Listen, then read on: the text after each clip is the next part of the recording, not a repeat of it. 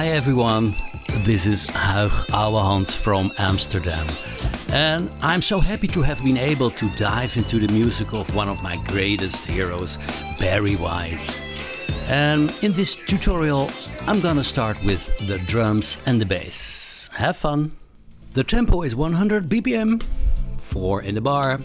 And I did put all the drum elements and the bass in a compound clip or track stack, as it's also possible with the strings I will show you right away. Select all the strings, control click, choose track stack, and I'm gonna show you how it looks with the brass. Back to the drummer.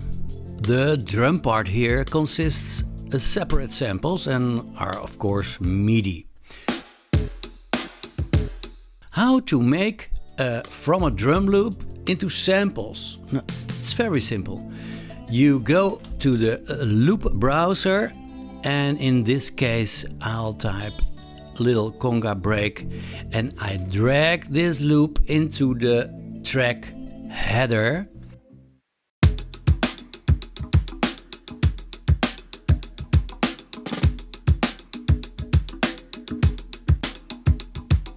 There I choose Quick Sampler, and there it is.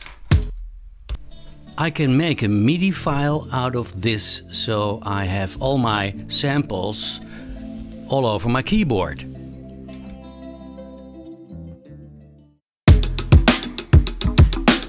And this is how I made my basic drum beat.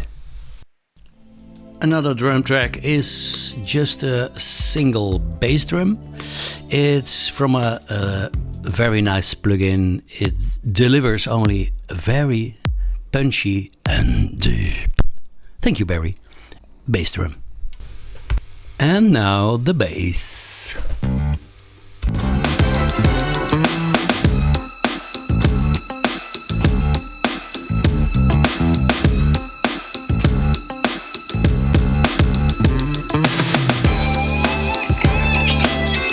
I recorded this bass with a very simple converter from Apogee, analog in, digital out.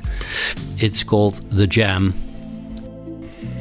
The only plugin I used for this bass was this amp designer from Logic to add some saturation and warmth a little bit, but nice.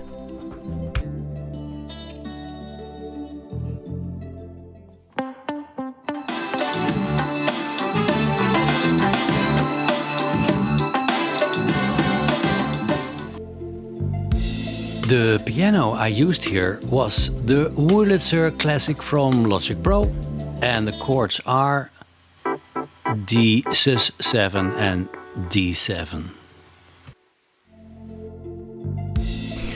All the brass tracks are collected in a track stack folder, and the plugins I used for this folder were the Abbey Road compressor and L3 Ultra Maximizer. And the sends I used were a little bit excitement and slap delay, just kind of room sound. And the sample packs I used for this brass section were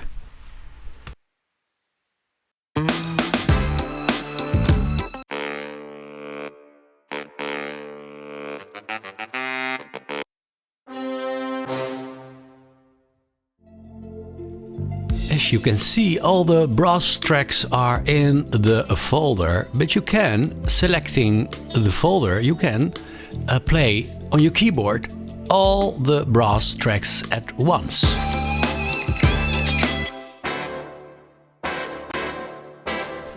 With a typical CPU overload sound, strings. And as for this violin part is the string plugin, Studio Strings from Logic, and it has a special feature about the articulations. This note should be a short note, and this note should be a long note, so you can choose any kind of articulation. It works very fine. I did a Mercato articulation in this palette Symphonic Sketchpad. This is Spiccato from the Symphony Orchestra BBC, and a Legato, also BBC Symphonic Orchestra.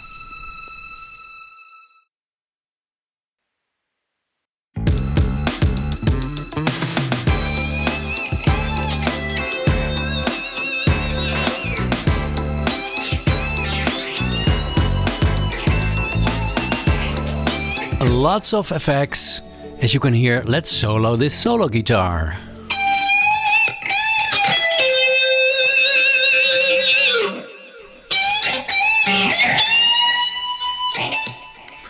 I started with a channel EQ and got rid of some harshness, annoying frequencies, added some warmth and placed a high pass filter. From the Logic pedal board, I've chosen high drive and the graphic EQ. High drive I like a lot. It gives some aggressiveness in a musical way.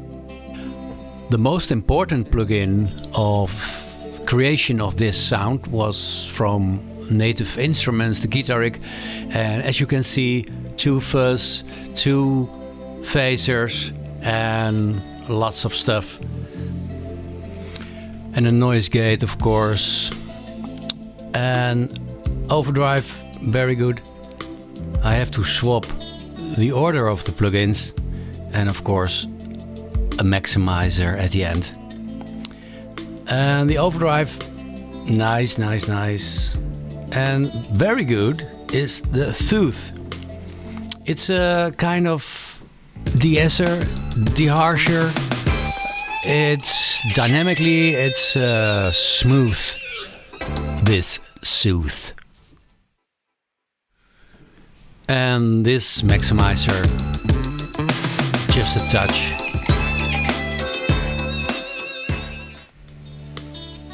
And as a last chapter, I will show you the mastering chain. And I started with the FabFilter Pro Q3 with a high pass 40 Hz and a low pass till 16K. And the rest what you see has to do with the EQ match with the Barry White original production. The second plugin is a compressor from Waves. It's Abbey Road, and I placed this one in mid-side mode to give it some punch and spaciousness. Third plugin is a CQ from Soundtoys. I don't know why, but it sounds amazing. And the same can I say of the following plugin. And the last plugin is the FabFilter Pro Limiter. And important, never go above -14 LUFS.